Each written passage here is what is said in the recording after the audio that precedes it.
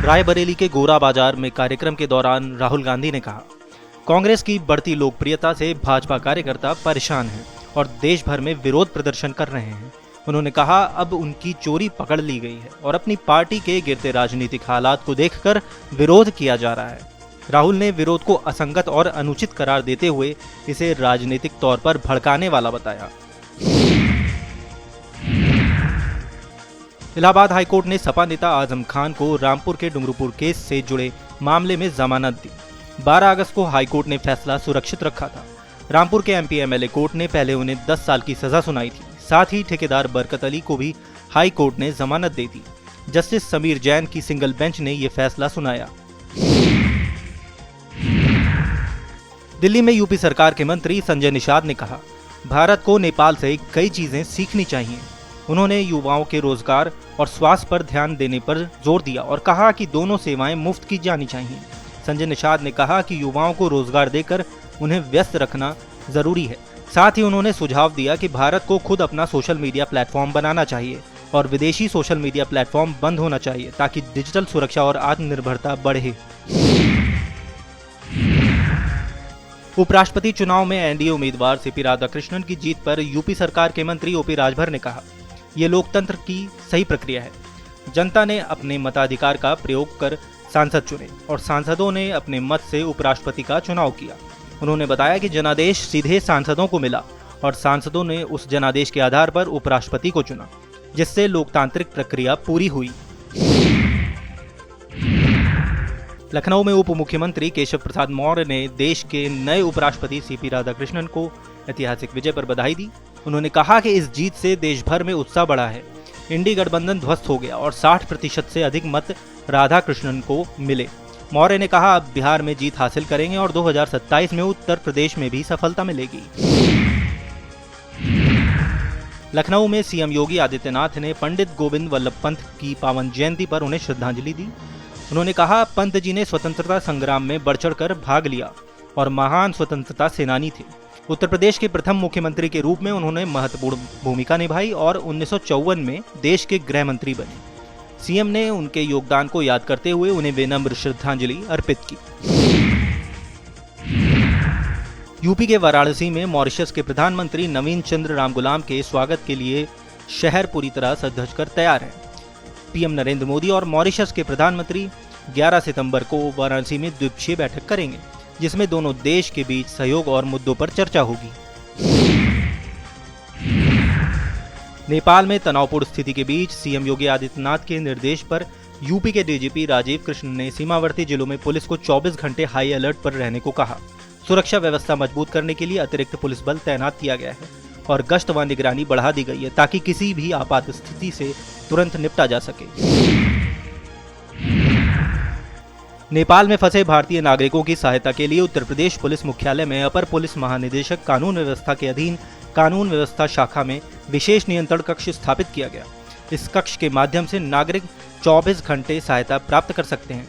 3 helpline number भी जारी किए गए और एक व्हाट्सएप नंबर भी चालू किया गया, जिनके जरिए सीधे संपर्क कर मदद ली जा सकेगी। नेपाल के राजनीतिक हालात पर पूर्व प्रधानमंत्री डॉक्टर केआई सिंह के पोते यशवंत शाह ने कहा, 8 सितंबर को राजधानी में स्टूडेंट्स फॉर जस्टिस छात्र संगठन द्वारा शांतिपूर्ण विरोध प्रदर्शन आयोजित किया गया था, जिसमें लगभग 12,000 लोग शामिल हुए थे। उन्होंने बताया कि पुलिस ने प्रदर्शनकारियों को रोकने के लिए बल का प्रयोग किया और गोलियां चलाईं। यशवंत शाह ने कहा कि नेपाल लंबे समय से भ्रष्टाचार, गरीबी और बेरोजगारी से जूझ रहा है, जबकि पर्यटन और कारोबार अच्छे हैं। अभिनेता अक्षय कुमार रेव 3 मॉल पहुंचे। जॉली LLB 3 के प्रमोशन के लिए उन्होंने फिल्म का ट्रेलर लॉन्च किया। कार्यक्रम में सौरभ शुक्ला और अरशद वारसी भी मौजूद रहे। हजारों फैंस वकील बनकर अक्षय को देखने पहुंचे। फैंस की भारी भरकम भीड़ ने कार्यक्रम को उत्साहपूर्ण बना दिया। रामकथा संग्रहालय अप्रैल 2026 से श्रद्धालुओं के लिए खुलेगा। संग्रहालय में आधुनिक तकनीक के माध्यम से अयोध्या की परंपरा और इतिहास का अनुभव मिलेगा। 25 नवंबर 2025 तक निर्माण पूरा होगा और सहायक भवनों का निर्माण भी पूरा कर भव्य ध्वजारोहण के साथ पूर्णता की घोषणा की जाएगी। मंदिर के दूसरे तल का गर्भगृह पूरी तरह तैयार है। मंदिर निर्माण समिति अध्यक्ष नृपेंद्र मिश्र ने दी जानकारी। समाजवादी पार्टी की महिला सभा ने वोट चोरी के मुद्दे पर विधानसभा के लिए प्रदर्शन किया। हाथ में बैनर और पोस्टर लेकर उन्होंने विरोध जताया, लेकिन विधानसभा पहुंचने से पहले ही पुलिस ने उन्हें रोक लिया और प्रदर्शनकारियों को इको गार्डन भेज दिया गया। प्रदर्शन शांतिपूर्ण था, लेकिन सुरक्षा कारणों से पुलिस ने मार्ग बदल दिया। देश की सबसे लंबी 14.57 किलोमीटर लंबी रेल सुरंग बनकर तैयार हो गई। ये आरवीएनएल के रेल प्रोजेक्ट का महत्वपूर्ण हिस्सा है। नई सुरंग ऋषिकेश कर्णप्रयाग रेल मार्ग को जोड़ेगी और क्षेत्र में कनेक्टिविटी सुधारने में बड़ी भूमिका निभाएगी। आईएमडी वैज्ञानिक अखिल श्रीवास्तव ने कहा, उत्तर पश्चिम भारत में ज्यादा बारिश नहीं होगी।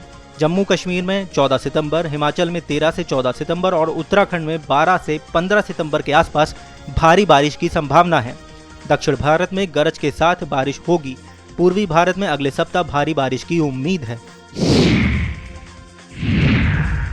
पश्चिम बंगाल की मुख्यमंत्री ममता बनर्जी ने कहा, वह नेपाल में फंसे पर्यटकों के मुद्दे को गंभीरता से लेती हैं। उन्होंने पर्यटकों से स्थिति सामान्य होने तक धैर्य रखने का आग्रह किया है।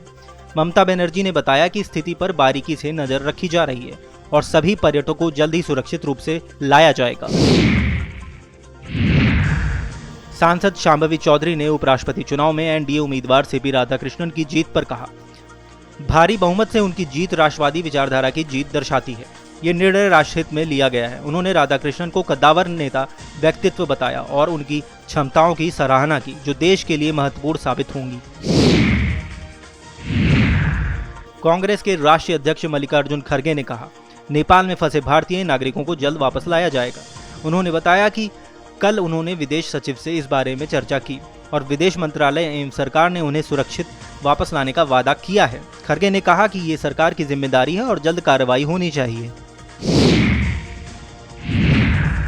उत्तर प्रदेश कांग्रेस अध्यक्ष अजय राय ने उपराष्ट्रपति चुनाव पर कहा, बी सुदर्शन रेड्डी सिर्फ कांग्रेस नहीं बल्कि पूरे इंडिया गठबंधन के उम्मीदवार थे। ये राहुल गांधी और गठबंधन का फैसला था। अजय राय ने कहा कि संविधान की रक्षा करने और न्याय प्रिय होने के कारण ऐसे व्यक्ति को उपराष्ट्रपति पद पर होना चाहिए था। राजद नेता तेजस्वी यादव ने उपराष्ट्रपति चुनाव में विजेताओं को बधाई दी और कहा कि वे सत्ता पक्ष और विपक्ष दोनों के साथ मिलकर चलेंगे, संविधान की रक्षा करेंगे और संसद को कानून के अनुसार चलाएंगे। उन्होंने कहा कि विपक्ष जनता की आवाज उठाता है और हमारी तरफ से कोई क्रॉस वोटिंग नहीं हुई। सभी 9 सांसद एकजुट रहे।